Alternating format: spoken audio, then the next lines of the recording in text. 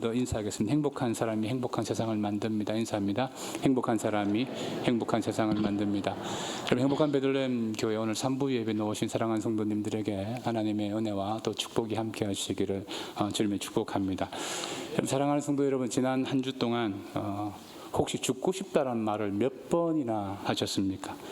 배고파 죽겠다, 미워 죽겠다, 짜증나 죽겠다, 힘들어 죽겠다 등등등. 우리는 죽고 싶다는 말을 굉장히 많이 합니다. 우리가 사용하는 이 횟수를 보면 정말 죽음을 간절히 바라고 죽음에 대해서 환장한 사람 같아요. 습관적으로 죽고 싶다라고 죽음을 부르고 있지만, 우리가 죽음에 대해서 매일 입에 달고 살지만, 그러나 정작 죽음의 그림자가 우리 눈앞에 오면 그 죽음을 두려워합니다. 시편 90편의 소제목은 하나님의 사람 모세의 기도라는 제목으로 시작되어집니다. 모세가 기록한 시편이라는 것입니다. 언제쯤 기록되어졌느냐, 여러 가지 의견이 있지만 모세가 광야의 시간을 끝내고 이 가나안 땅이 바라보이는 느보산에서 죽기 전에 그가 했던 기도라고 신학자들은 대부분 인정합니다. 사람은 죽음 직전에 통찰력이 생깁니다. 인생에 대해서 통찰력이 생기는 거죠. 이 모세가 죽음을 앞두고 인생을 이렇게 표현합니다. 오늘 9절에 보면 우리의 모든 날이 주의 분노 중에 지나가며 우리의 평생이 순식간에 다하였나이다. 이 순식간이라는 이 말이 히브리 말로 헤네흐인데 한숨이란 말이에요. 아이고 했는데 인생이 딱 지나갔다는 겁니다. 그리고 오늘 4절에 보면 주의 목전에는 천년이 지나간 어제 같으며, 천년이 하루 만에 간 것 같아요. 그리고 밤의 한순간 같을 뿐입니다. 예전 개역 성경에는 한 경점 같다고 했거든요. 경점이 4시간 단위를 이야기합니다. 그 당시 이제 성을 지키는 경비병들이 4시간 단위로 이렇게 보초를 바꾸었는데, 금방 이 사람인 것 같은데 이 사람으로 바뀌어지는 것처럼 천년의 세월이 그렇게 갔다는 것입니다. 그리고 5절에 보면 주께서 그들을 홍수처럼 썰어 가시나이다. 그들은 잠깐 자는 것 같으며 아침에 돋는 풀 같으니이다. 주께서 그들을 홍수처럼 썰어간다. 이건 모세가 경험한 거죠. 이스라엘 백성들이 홍해를 건너갈 때 애굽의 군대가 병거를 타고 뒤쫓아왔는데 하나님이 그들을 수장시켜 버렸습니다. 오늘 애굽의 군대가 이스라엘 백성들을 쫓아갈 때 오늘 죽을 것이라고 생각한 사람이 누가 있겠어요? 아무도 없습니다. 제가 어제 그 결혼식 참석하고 버스 전용선 타고 교육자들과 함께 내려오는데 대형 버스가 칼치기로 들어왔어요. 순간 우리가 다 놀랐어요. 가슴을 이게 팍 쓰다듬고 죽을 뻔한 거잖아요. 근데 또 동탄 IC 들어오면 똑같은 일이 2번이나 있었습니다. 여러분, 죽음은 항상 그런 모습으로 우리에게 다가올 수 있습니다. 또 모세가 또 경험한 이게 주님이 홍수처럼 썰어간다는 게 뭐냐면, 출애굽할 때 이스라엘 백성들 200만 명이 출애굽을 했어요. 근데 40년 동안 여호수아와 갈렙 빼고는 다 광야에서 죽었지 않습니까? 그러면 통계적으로 한번 계산해 보십시오. 200만 명이 아이 출산하고 광야에서 40년 만에 다 죽으려고 하면 하루에 평균 139명이 죽어야 됩니다. 지금도 전 세계 인구는 1초 딱딱 하는데 1.8명이 죽습니다. 1분에 111명이 죽고요. 1시간 만에 6,667명이 죽고요. 하루 만에 16만 명이 죽습니다. 16만 명이면 웬만한 도시 하나가 없어지는 것입니다. 하나님이 이 인생을 홍수처럼 썰어가는데, 또 이게 잠깐 자고 일어나서 낮잠 한번 자고 일어나니까 내 인생이 50이 되고 60이 되고 70이 되었다라는 것입니다. 그러면서 오늘 3절 말씀에는 주께서 사람을 티끌로 돌아가게 하시고 말씀하시기를 너희 인생들은 돌아가라 하셨나이다. 이 말씀하시기는 창세기 3장 19절을 말합니다. 창세기 3장 19절에 보면 내가 흙으로 돌아갈 때까지 얼굴에 땀을 흘려야 먹을 것을 먹으리니 내가 그것에 취함을 입었음이라. 너는 흙이니 흙으로 돌아갈 것이니라 하시니라. 우리가 아담이란 뜻이 사람이란 뜻입니다. 근데 흙이라는 그 히브리어가 아다마입니다. 그러니까 아다마에서 아담이 왔고 이 아담이 아다마로 돌아간다는 것입니다. 사람이 흙으로 돌아가는 이유가 있죠. 창세기 2장 17절에서 선악을 알게 하는 나무의 열매를 먹지 말라. 내가 먹는 날은 반드시 죽으리라 하시니라. 사람이 하나님 앞에 불순종함으로 말미암아 죽음이 찾아왔고 사람은 흙으로 돌아가게 되어졌습니다. 여러분, 죽음의 정의가 무엇이냐? 죽는 게 무엇이냐? 두 가지로 정의를 내릴 수 있는, 첫째는 생물학적 기능이 다 정지되어지는 것입니다.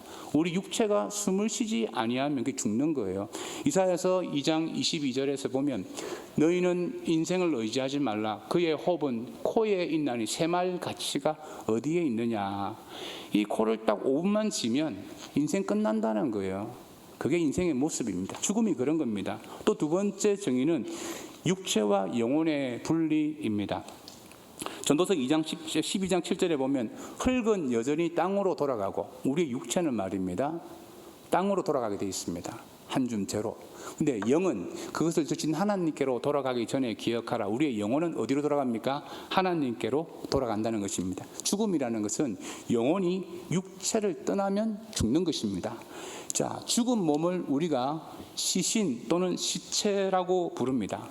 영혼이 떠나면 몸에 생기가 없잖아요. 여러분, 사람의 이 몸의 체온은 36.5도인데 여름 한파에도, 여름에 그 폭염에도, 겨울 한파에도 36.5도를 자동적으로 유지합니다, 사람이. 그러나 영혼이 떠나가면 그 체온은 환경에 따라 달라지는 거예요. 저희 어머니 입관 예배 때 제가 입관하러 들어갔습니다. 장례 지도사가 마지막에 어머니 머리를 한번 만져보래요. 근데 머리를 만지는 순간 제가 깜짝 놀라고 약간 섬찟하기도 했습니다. 그 사랑하는 어머니인데 그 육체의 영혼이 떠나간 어머니는 제가 그렇게 사랑했던 어머니와는 다르더라고요. 여러분, 이런 유명한 말이 있습니다. 들어보셨는지 모르겠지만 죽음에 대해 지혜가 있으면 천년을 산다. 좀 유명한 말 못 들어보셨습니까? 누가 만들었냐면 최강령 목사가 만든 거예요. 시편 90편 4절에 보면 주의 목전에는 천년이 지나간 어제 같으며 밤의 한순간 같을 뿐입니다. 이 말이 뭐냐면 눈 깜빡할 사이에 천년이 지나가는데 사람은 시간에 제한된 존재란 뜻입니다. 근데 우리 주님은 베드로후서 3장 8절에 보면 사랑하는 자들아, 주께는 하루가 천년 같고 천년이 하루 같다는 이 한 가지를 잊지 말라. 하루가 천년 같고 천년이 하루 같다. 이 말은 우리 주님은 시간의 제한을 받지 않는다는 말이에요. 그 시간의 제한을 받지 않는 주님께서 계시록 20장 4절 하반절 말씀에서 또 짐승과 그의 우상에게 경배하지 아니하고 그들의 이마와 손에 그의 표를 받지 아니하는 자들은 살아서 그리스도와 더불어 천년 동안 뭐합니까? 왕노릇한다. 우리가 말하는 천년 왕국을 주님께서 우리에게 약속해 주셨습니다. 다시 말하면 죽음에 대한 지혜, 우리에게 영원한 세계가 있다는 사실을 아는 사람은 우리 주님을 믿을 수밖에 없는 것입니다. 근데 우리는 죽는 존재이고 영원한 세계를 믿고 있다면 우리가 어떻게 신앙생활을 하고 어떻게 기도해야겠습니까? 첫째는 죽는 시간을 위해서 여러분 기도하셔야 됩니다. 시편 90편 12절에 보면 우리에게 우리 날 계수함을 가르치사 했어요. 자, 여기서 계수하단 말은 히브리 말로 림노트인데 영어로는 넘버 또는 to count, 숫자를 잰다라는 뜻입니다. 우리 인생의 남은 날들을 계산해 보아야 되는데 이것을 누가 가르쳐 준다는 것입니까? 주님이 가르쳐 주신다는 거예요. 여러분, 우리는 우리 인생의 남은 날들을 잘 계산해 보지 않습니다. 여러분들이 언제 죽을 것인가에 대해서 계산해 보십니까? 대부분 사람들은 그걸 무시하고 살아요. 그런데 그것을 누가 가르쳐 줄 수 있느냐 하면 주님께서만 가르쳐 주실 수 있다는 것입니다. 우리가 우리의 남은 날을 왜 계산해 보아야 되느냐? 모든 일에 숫자를 카운트한다는 것은 의사결정에 큰 영향을 줍니다. 이번 교구별로 행축을 하는데 교구별로 몇 명이 올 것인가 숫자가 나와야지 행축을 준비할 수 있어요. 100명이 온다 그러면 의자가 100개, 좀 도니까 120개까지, 선물도 한 110개 정도 준비해야겠다. 기타 등등 준비할 동선과 모든 것이 의사결정을 내릴 수 있어요. 근데 숫자가 없이 행축을 한번 준비해 보십시오. 준비를 하는데 무엇을 어떻게 준비해야 되는지 준비도 불안하고 혼란만 가중되어집니다. 우리가 숫자를 센다라는 것은 의사결정을 잘 내리기 위해서 숫자를 세는 거예요. 우리 인생도 마찬가지입니다. 죽는 시간을 예상하고 내가 어떻게 살 것인가 이것을 결정할 수 있다는 것입니다. 우리 죽는 시간을 생각해 보지 않고 살아가는 사람들은 시간을 마음대로 사용합니다.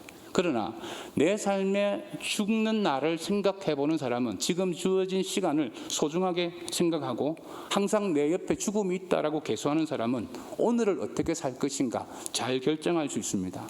여러분, 갑자기 부모님이 세상을 떠나지 않습니까? 대부분 어떻게 해야 되는지 잘 몰라요. 장례를 치르면서 고인의 유지가 이렇습니다라고 말씀해 주시는 분들을 제가 본 유가족이 거의 없습니다. 그냥 고인의 뜻과 관계없이 장례가 치루어지기 일쑤이고요. 이렇게 되어지는 이유가 뭐냐면 고인도 평소 살아서 죽음에 대해서 이야기를 잘 하지 않았다는 거예요. 내가 죽으면 이렇게 하라 저렇게 하라 말하지 않았고, 또 자식들도 부모님에게 죽음에 대해서 물어본다는 것이 굉장히 불편한 상황입니다. 근데 왜 이런 일이 일어나냐 그러면 우리는 평소에 죽는다고 생각하지 않아요.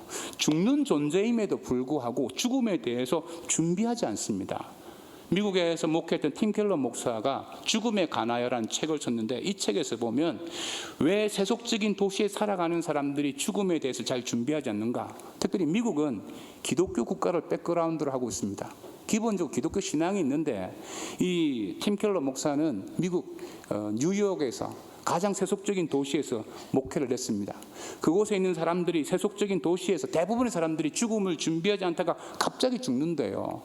그 이유를 4가지로 설명합니다. 첫째는 여러분, 죽음을 준비하지 못한 이유가 뭐냐면 죽음을 거의 못 봐서 그렇습니다.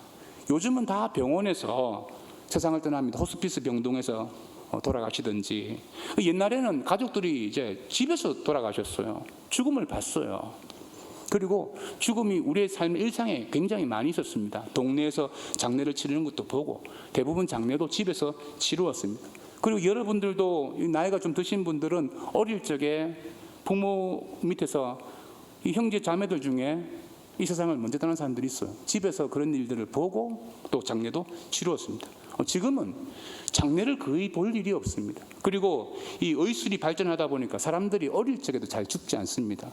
그러니까 죽음과 전혀 관계없는 삶을 사는 거죠. 그러니까 죽음이 항상 멀리 있다고 생각합니다. 두 번째는 지금의 행복에만 집중하죠.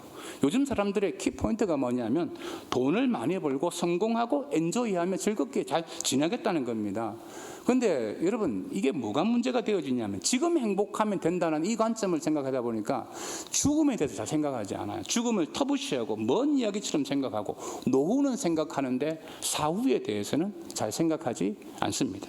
세 번째는 죽으면 끝이라고 생각합니다. 제일 불신앙의 말이 뭐냐면 죽어봐야 알지, 이런 말을 하지 않습니까? 이 죽음 이후의 세계를 잘 인정하지, 하나님의 심판이 있는 것에 대해서 인정하지 않는 거죠. 죽으면 끝인데, 그러니까 사람들이 죽으면 끝이라고 생각하니까 모든 것을 무시하고 피하려고 하는 그런 경향이 있다는, 죽음을 자꾸 외면하는 것이죠. 네 번째는 내가 잘못한 일에 대한 두려움이 있습니다. 우리가 죄책감이나 죄를 지었을 때 딱 죽을 때 내가 저 세계에서 심판을 받을 것이라고 생각을 하니까 죽음을 외면하는 거예요. 없다고 생각을 하는 것입니다. 결국 사람들이 죽음을 잘 준비하지 못하는 이유는 평소에 죽음에 대해서 생각할 기회도 적고, 우리가 살아있는 살고 있는 이 세속 문화가 죽음을 받아들이기보다는 피하고 외면하게 만들어요. 죽음이 없다고 여러분 죽는다고 생각해 보신 적이 잘 없지 않습니까? 그러니 죽지 않을 사람처럼 열심히 살다가 어느 날 갑자기 죽는 거예요. 이 모세는 기도의 사람이지 않습니까? 특별히 능력 기도로 그는 유명한 사람입니다. 그가 애굽에서 10가지 재앙을 내렸던 사람입니다. 기도하면서 홍해를 갈랐고요, 반석에서 물이 나왔고, 하나님께서 만나와 메추라기를 내린 걸 경험했고요, 구름 기둥, 불 기둥의 인도함을 받았고, 두 손 들고 기도했을 때는 전쟁에서 승리하기도 했고, 그 다음에 결국 모세는 기도에서 하나님을 대면한 사람이에요. 얼마나 많은 능력을 경험한 사람이에요. 그런데 그의 인생의 마지막 통찰적인 기도가 무엇입니까? 인생이 짧다는 겁니다. 이제 가나안 입성을 앞둔 이스라엘 백성들에게 권면한 내용이 뭐냐면 능력 기도를 가르치지 않았어요. 능력 받아서 승리하라 이런 걸 가르치지 않았어요. 생각보다 인생이 짧다. 인생이 그냥 한숨 쉬면 끝나고, 한 번 눈 감으면 끝나고, 한 번 낮잠 자고 나면 끝나는 것이다. 아침에 피었다 저녁에 지는 꽃과 같다. 왜 이렇게 모세가 인생 통찰, 자기 성찰적인 기도를 지금 이스라엘 백성들 앞에서 하게 되었을까요? 모세는 능력의 삶을 살았습니다. 그러나 그의 꿈이었고 비전이었던 가나안 땅에 들어갔습니까? 못 들어갔습니까? 못 들어갔어요. 죽음 앞에서 보니까 인생이 자신의 계획대로 안 되어진다는 것입니다. 여러분, 시편에서 가장 오래된 시편이 바로 시편 90편입니다. 저자가 모세잖아요. 다윗보다 한참 오래전의 사람입니다. 시편에서 가장 오래된 지혜가 뭐냐면 인생은 짧고 그 인생이 내 마음대로 잘 안 된다는 겁니다. 저도 지금 2025년 우리 베들레헴 교회 목회 계획을 세우고 있습니다. 제가 계획을 세우고 있지만 제가 세운 계획대로 될까요? 여러분, 될지 안 될지는 이건 아무도 모릅니다.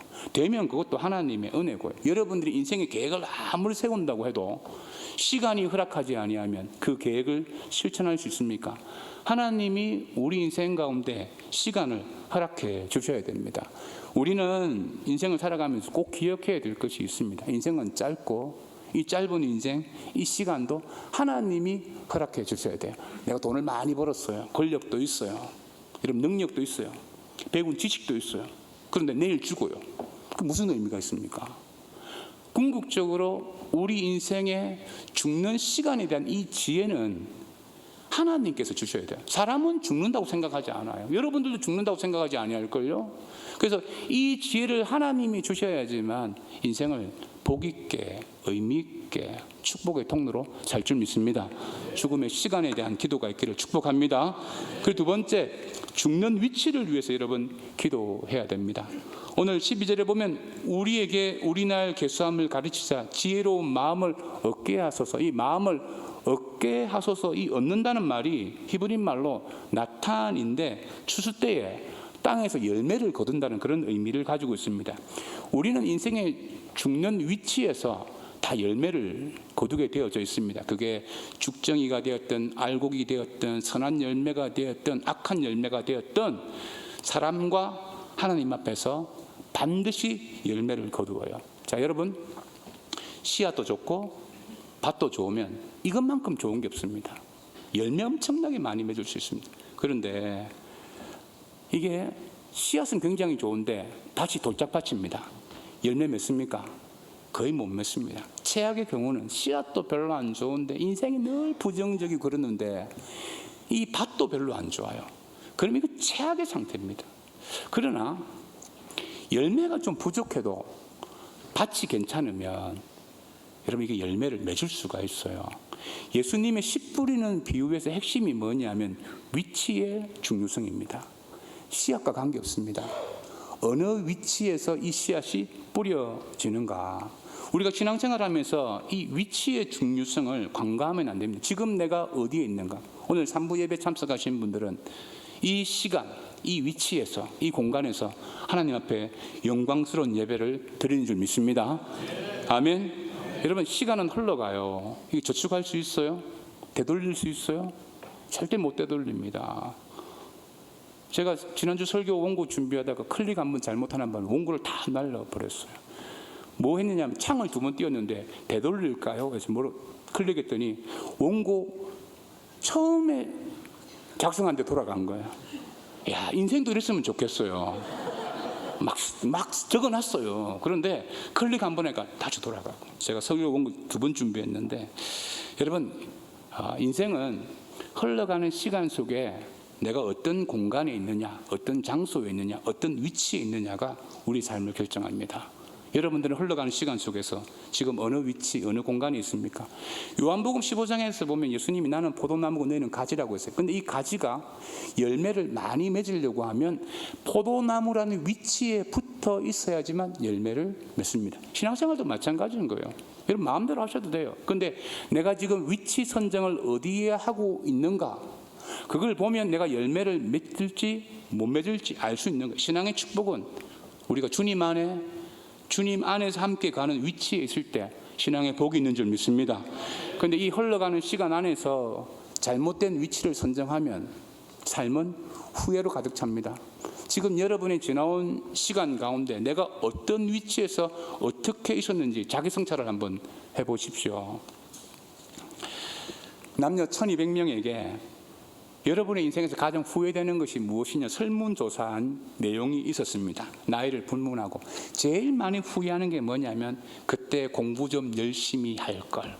이 후회가 제일 많고, 그때 돈 모아서 집을 살 걸, 땅을 살 걸, 부모님에게 잘할 걸, 그 직장 계속 다닐 걸, 이런 후회들이 많아요. 근데 흥미로운 것은 20대 남자부터 40대 남자들의 대답에서 후회하는 목록에 딱 들어있는 것이 뭐냐면, 그때 그 여자 잡을 걸.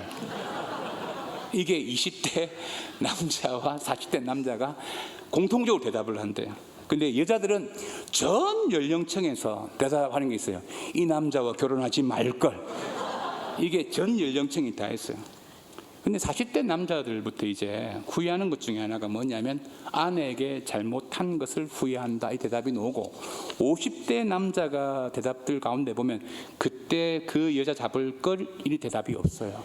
그리고 60, 70대 남자들이 가장 후회하는 것은 아내 눈에 눈물 나게 했던 것을 후회한다 그러죠. 후회하실 만하죠. 이제 70대 힘이 없는데 밥도 안 주니까 힘들어가지고 회개하는 거죠. 신앙은 흘러가는 시간 속에서 위치와 공간을 잘못 잡으면 후회합니다. 한 사람이 아침에 자고 일어나서 조간신문을 받아보니까 자신이 죽었다라는 뉴스가 나온 거예요. 오보죠. 근데 자기를 더 충격에 빠뜨린 것은, 거기 뉴스 헤드라인 제목이 뭐냐면, 죽음의 상인 사망하다. 그는 더 많은 사람을 죽이는 방법을 찾아내므로 부자가 되었는데 그는 죽었다는 겁니다. 그가 누구냐면 바로 노벨입니다. 노벨 평화상의 그 노벨이에요. 그러니까 이 기사에 충격을 받고, 이 죽음의 상인이라는 위치에서 평화라는 위치로 옮겨가기 위해서 그가 만든 것이 바로 노벨 평화상입니다. 그런데 그가 살아있을 때 죽음이라는 것을 간접적으로 경험 안 해봤을까요? 그의 남동생이 함께 다이너마이트를 만들다가 사고로 죽었습니다. 사랑한 직원들 함께 죽었어요. 그러면 인생을 좀 돌이켜야 돼. 그때 돈을 많이 벌었거든요. 돌이켜야 되는데, 그때도 노벨은 무슨 생각을 했냐면, 더 안전하고 더 강력한 다이너마이트를 만들겠다고 생각하고 그것만 열심히 그거로 돈 벌었어요. 사람은요, 누군가 간접적으로 죽었다고 해가지고 인생의 터닝 포인트를 잘 경험하지는 않습니다. 자기 죽음에 대한 평가를 받아봐야 되는 거예요. 내가 어느 위치에서 어떻게 죽을 것인가. 저희 교회에 주중에 기도하러 오시는 권사님이 한 분 계세요. 저희 교회 교인은 아닙니다. 구부정한 허리로 오셔서 1층에서도 기도하시고 본당에서도 불 꺼진 예배당에서 기도하고 돌아가시는 거예요. 제 기억으로는 1년이 좀 넘으신 것 같아요. 최근에 저희 교회 비전하우스 헌금을 하셨더라고요. 제가 그 헌금 봉투를 받아들고 이런 생각이 들었어요. 과연 이분이 이 헌금할 필요가 있는가? 누가 알아준다고? 목사인 저도 이분의 이름을 그날 처음 알았어요. 헌금 봉투를 보고. 등록교인도 아니고. 그러나 저는 이런 생각을 해봤습니다. 죽음 이후에 하나님의 평가에 대해서 충실했기 때문이라고 생각합니다. 사람은 자신이 죽는 자리에서 사람의 평가를 받고, 죽은 이후에는 하나님의 평가를 받습니다. 지금 여러분 흘러가는 그 위치에서 어떤 시간 속에서 어떤 위치, 어떤 공간에 있는지 여러분 한번 점검해 보시고, 내가 지금 죽는 위치를 위해서 여러분 기도하셔야 돼요. 결국 그 위치에서 여러분들은 사람과 하나님의 평가를 받게 되어져 있습니다. 마지막 세 번째로, 죽는 슬픔과 소망을 위해서 여러분 기도를 해야 됩니다. 자, 오늘 12절에 보면 우리에게 우리날 계수함을 가르치사 지혜로운 마음을 얻게 하소서. 자, 여기서 이 지혜로운 마음이 여러 가지로 해석을 할 수 있지만, 죽는다라는 이 유한한 인생 가운데서 내가 삶의 태도를 어떻게 할 것인가인데, 가장 중요한 게 뭐냐면 죽음에 대해서 내가 어떻게 받아들일까. 자, 사랑하는 사람이 갑자기 죽었어요. 그때 그 죽음에 대해서 내가 어떻게 받아들일까. 내가 질병으로 시한부 선고를 받았어요. 그럼 나의 죽음에 대해서는 어떻게 받아들일 것인가. 여기에 대한 지혜가 있어야 된다는 겁니다. 이 미국 맨하탄에서 목회했던 팀 켈러 목사는 이 죽음의 가나에 대한 책을 어떻게 저술하게 되어지냐면, 그의 아내 이 캐시 사모님의 여동생이 유방암이 몸에 전이되어져서 투병하다가 죽게 됩니다. 그때 그 장례식장에서 했던 설교 원고가 이 책의 기초가 되었습니다. 여러분이 죽음에 관하여라는 이 책은 한번 두껍지도 않아요. 한번 사보시면 참 좋을 것 같아요. 근데 이 책의 서문에 보면 이런 게 있어요. 팀 켈러 목사님의 처제가 장례식에서 자기가 장례 죽었을 때 예배 때 부를 찬송은 몇 장 불러라, 기도는 누가 하고, 설교도 위로의 설교보다는 복음의 설교를 하라, 이렇게 부탁을 하기도 했습니다. 죽음을 좀 준비했다는 거죠. 이 책이 2020년 5월에 출판되어졌습니다. 코로나가 막 한참 유행할 때. 근데 2020년 6월에 팀 켈러 목사가 건강검진을 받았는데 췌장암 말기 시한부 선고를 받았습니다. 수술하게 되어지면 얼마나 살 수 있는가에 대해서 자신이 인터넷을 검색을 해보니까 생존율이 너무 낮은 거예요. 그래서 그 몇 분 동안 너무 끔찍했대요. 그 생각하는 순간 동안. 그때 자신의 눈에 한 달 전에 발간했던 책, 죽음에 관하여라는 이 책이 있는데 그 책을 읽을 수도 없고 손에 집을 수도 없었다고 했습니다. 그는 1975년도 장로교회 목사가 되었고 수많은 병자들 앞에서 소망을 이야기했고 믿음을 이야기했고 많은 성도들의 임종을 지켜보았고 또 죽음이 임박한 성도들에게 믿음이 어떤 것인지 설명하기도 했고 설교하기도 했는데 자신이 이 말기암 선고를 받을 때 자신이 평생 다른 사람들에게 전파했던 이 믿음이 흔들리고 있다는 것을 경험했다고 그는 고백을 했습니다. 특별히 자신의 아내 캐시를 부여안고 눈물을 흘리는 시간을 굉장히 많이 가졌대요. 내가 죽고 나면 우리 아내가 어떻게 혼자 살 것인가, 그 외로움은 어떻게 감당할 것인가. 목사임에도 불구하고 자신의 믿음 흔들림에 대해서 그는 솔직하게 고백을 했습니다. 여러분, 죽음을 선고받을 때 믿음이 흔들리거나 또는 믿음을 잃어버리는 성도들이 적지 않습니다. 팀 켈러 목사는 자신이 이 말기암 선고를 받을 때 솔직한 그 설교를 고백을 했는데 자신의 믿음이 준비되지 않았던 것을 고백했어요. 자신이 가지고 있는 이 믿음과 성경에서 기록하고 있는 이 믿음을 점검해 볼 필요가 있다라고 그는 고백을 했습니다. 여러분, 그의 책의 내용을 다시 보면 우리가 사랑하는 사람이 먼저 죽게 되었을 때 우리가 받아들여야 할 태도가 두 가지가 있어요. 첫째는 슬픔을 억누르지 말라는 것입니다. 사랑하는 사람이 죽으면 슬퍼하는 것은 당연한 거예요. 이 슬픔의 감정도 하나님이 주신 것이고 예수님도 나사로가 죽었을 때 그 무덤에서 우셨습니다. 우리가 죽음 앞에서 슬퍼하는 것은 마땅하다고 이야기합니다. 그러나 이 죽음은 본래 하나님이 만드신 창조의 질서에는 없던 거예요. 하나님이 죽음을 만들지 않았어요. 사람이 하나님 앞에 불순종함으로 말미암아 죽음이 형벌로 들어온 것입니다. 그 형벌에 대해서 우리는 분노하지만 또한 죽음에 대해서는 슬퍼하는 것이 옳습니다. 그리고 또 하나, 소망을 품고 슬퍼하라는 거예요. 팀 켈러 목사가 강조하는 것이 뭐냐면 사랑하는 사람이 그 죽음을 보면 슬퍼하지만 소망을 잃지 말아야 된다. 데살로니가 4장 13절에 보면 형제들아, 자는 자들에 관하여, 자는 자, 죽은 자입니다.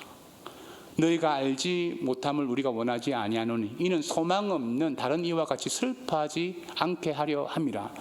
예수를 안 믿는 사람들은 죽는 게 끝이라고 생각을 해요. 그러나 우리는 영원한 천국의 세계, 천년왕국을 믿고 있다 그러면, 그 약속되어진 것을 믿고 있다 그러면 소망을 가지면서 이 슬픔을 이겨내기 위해서 기도해야 된다고 말씀합니다. 여러분, 죽음은 다음 세계로 가는 관문입니다. 사람이 죽으면 의사가 선고합니다. 누구는 몇 시로부터 이렇게 죽게 되었다고 선고를 딱 해요. 제가 중환자실에서 의사들이 선고하는 거 많이 봤습니다. 제가 성도의 마지막 임종을 보면서 그 선고를 자주 봤는데, 목사도 장례 예배 때 마지막, 우리 수원에서는 연화장 들어가기 전에 그때 제가 예배를 마지막 선고를 합니다.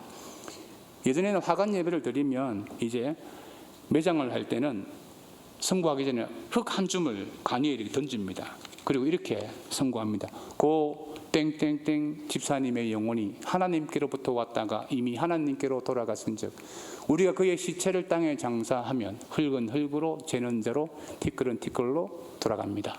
그러나 말세 무성도가 일제히 부활하여 우리 주 예수 그리스도로 말미암아 영생을 얻을 것입니다. 주께서 다시 강림하시어 영광과 위엄으로 세상 사람을 심판하실 때 무릇 그리스도 안에서 자는 자들은 영화로운 몸을 입게 될 것을 내가 성부와 성자와 성령의 이름으로 선고하노라. 아멘. 여러분 이게 제가 폼나라고 하는 줄 아십니까? 마지막에 딱 뭐 가운 입고 그 장례식장에서 폼나고 해서 선고하는 게 아니에요. 이 선고하는 이유가 뭐냐면 우리가 죽음은 슬픈 것이지만 부활의 소망을 가지고 고인을 다시 만날 것을 믿음으로 선포하는 것입니다. 사랑하는 사람이 먼저 죽었을 때 이 슬픔과 소망은 둘 다 중요합니다. 그리고 우리가 슬픔 안에만 있는 것이 아니라 우리가 다시 부활의 소망으로 만날 그 믿음을 위해서 우리는 기도해야 될 줄 믿습니다.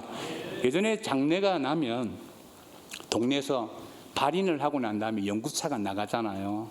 또 좀 뭐 시골에 사신 분들은 이 장례 나면 이제 이 상여를 매지 않습니까? 그러면 상여꾼들이 이 상여 노래하지 않습니까? 이제 가면 언제 오나 하면 어이야 디야 그리고 하잖아요.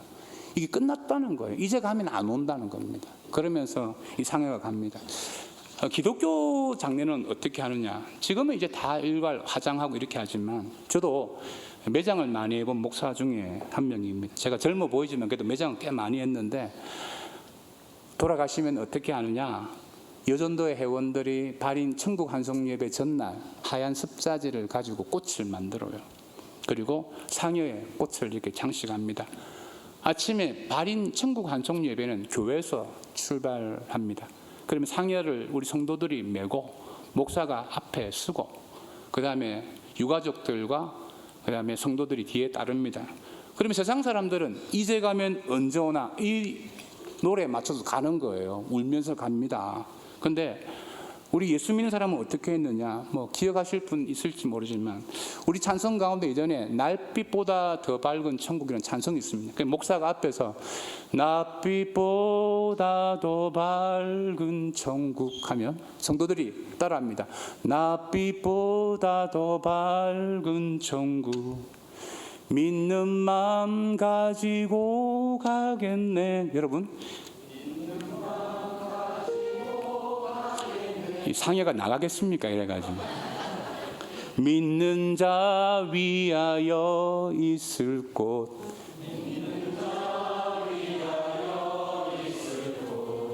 우리 주 예비해 두셨네. 이러면서 상여가 막 올라가는 거예요. 함께 불러볼까요? 며칠 후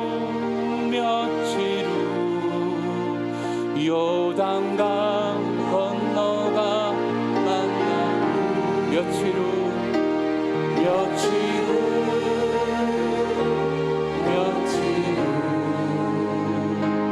요단강 건너가 다시 고백합니다. 며칠 후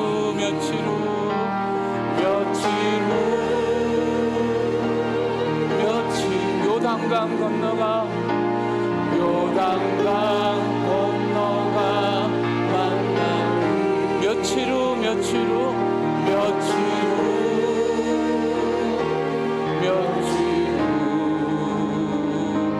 요단 우리 가슴에 손을 얹고 자기 성찰의 마음을 가지고 며칠 후